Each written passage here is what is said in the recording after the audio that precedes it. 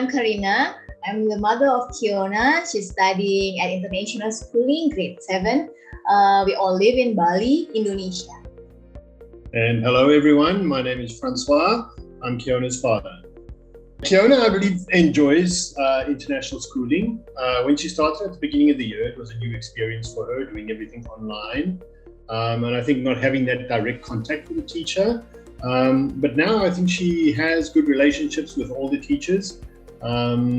So she always she speaks very well about all of the teachers and the different subjects. And she has met a lot of children from all over the world. So it's not just children in her own country, but she gets to know people from all over the world, and she has the opportunity to connect with them and get to understand their culture better, and get to understand different parts of the world better according to what they communicate with her. So it's not just a learning experience from a school perspective and the subjects interacting with her teachers, because the teachers are also from all over the world actually, which is also another very good point.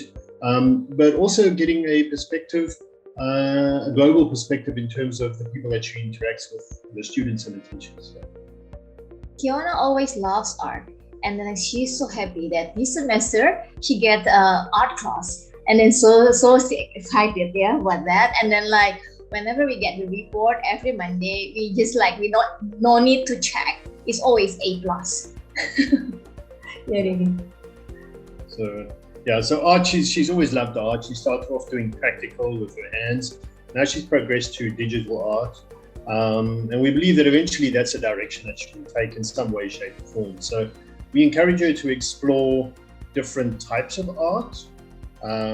So the painting, she recently went back to her painting and drawing on paper instead of just doing digital, which is good. Because she's talented on that area as well. So we'd obviously like to see her continue and develop with different types of art, and perhaps not just drawing, but the opportunity to explore and do other things. So I think she likes to do things practically. So, I always said she might explore something like engineering.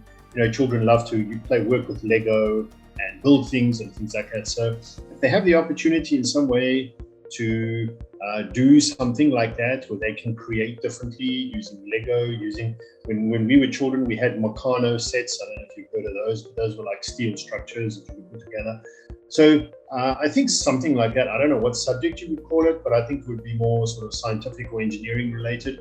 That might be something she'd like to explore. I think, children like something and then they stick with it, but they get so interested in that they sort of don't really stop and say, what else is there that I might like to explore?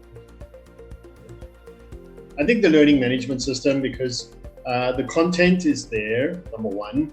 And when I help Kiona with her assignments, sometimes I go through the assignment myself first, because I say to her, well, I need to understand what the assignment's about. Then, I get an idea of the lesson and the structure. So I think the lessons are well structured. I think they're clear and they're concise. It's not a case of you have content that you need to read through for 45 minutes, because normally a school lesson is 45 minutes long. It's clear, concise, it's to the point. The assignments that need to be done, again, they have a clear marking structure, so the children can say, okay, have I crossed the I's and dotted the T's on this? And do I know I'm going to get a good mark, or have I not actually applied myself well enough? So they know, and they can take responsibility for how well they're going to do themselves. And they can always obviously go back to previous lessons as well. They can review what they've done. It's all available there on the system for them. And I think that's it's very easy and potentially a lot better than having to refer to a number of different textbooks. So I think they do. She does 3 hours of classes a day, 4 days a week. It's more than enough time for her in terms of the classes that she does. Then she manages herself with the assignments that she needs to do. So she gets those done. And she's got more than enough time to do other things, to read, to do her art, to go outside and whatever, play in the garden, whatever the case is. She's got more than enough time to follow her passion and do other things, definitely. For international schooling, like I mentioned earlier, she gets a global perspective, being able to communicate with teachers or interact with teachers and students from all over the world. She's also learned to manage her time, which I think is very important, especially considering she's only 13. But she has a schedule which she's put up, and she puts all her assignments on there, so she knows when they have to be done. She personally completes all of them well in advance.